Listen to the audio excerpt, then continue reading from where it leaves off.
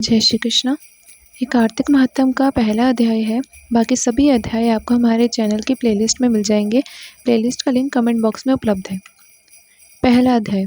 नैमिषारण्य में वास करने वाले शौनकादि 88,000 ऋषियों ने श्री सूत जी से कहा, हे ब्राह्मण, आप हमारी इस घोर कलयुग में रक्षा करने के लिए कोई सरल उपाय बताएं। उनका यह प्रश्न सुनकर श्री सूत जी कहने लगे, हे ऋषियों, भगवान के चरणों में तुम्हारी अतुल भक्ति देखकर मैं तुमसे कार्तिक महात्म की कथा को कहता हूँ, जिसके सुनने मात्र से मनुष्य सब पापों का नाश करके वैकुंठ के वास को पाता है।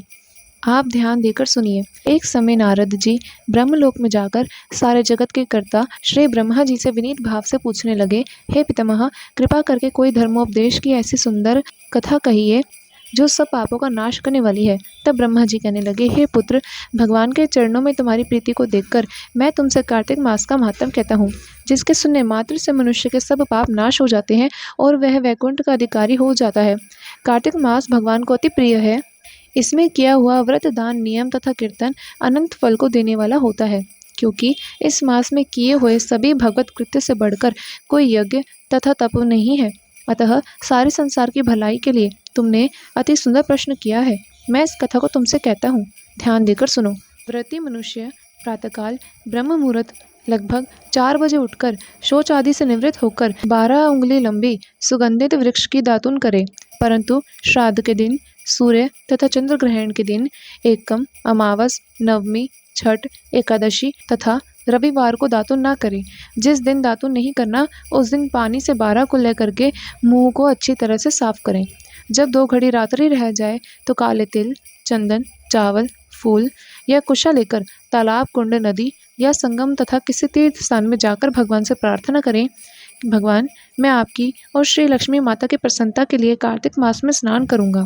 इस प्रकार संकल्प लेकर श्री गंगा जी, शिव, सूर्य और विष्णु भगवान का ध्यान करें।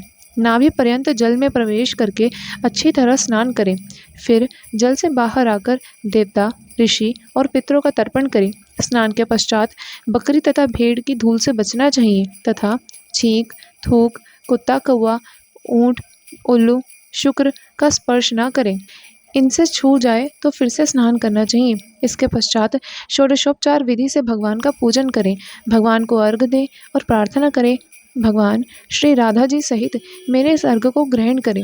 इस प्रकार प्रार्थना करके ये 16 चीज़ें, आवाहन, पाद्य, अर्घ, आचमन, स्नान, वस्त्र, चंदन, अक्षत, पुष्प, धूप, दीप, नैवेद्य, तांबुल, पुंगीफल, प्रदक्षिणा, नमस्कार, भगवान की मूर्ति को ये 16 चीज़ें अर्पण करके तुलसी मंजरी से भगवान का पूजन करना चाहिए। इसको षोडशोपचार पूजन कहते हैं। जय श्री कृष्ण।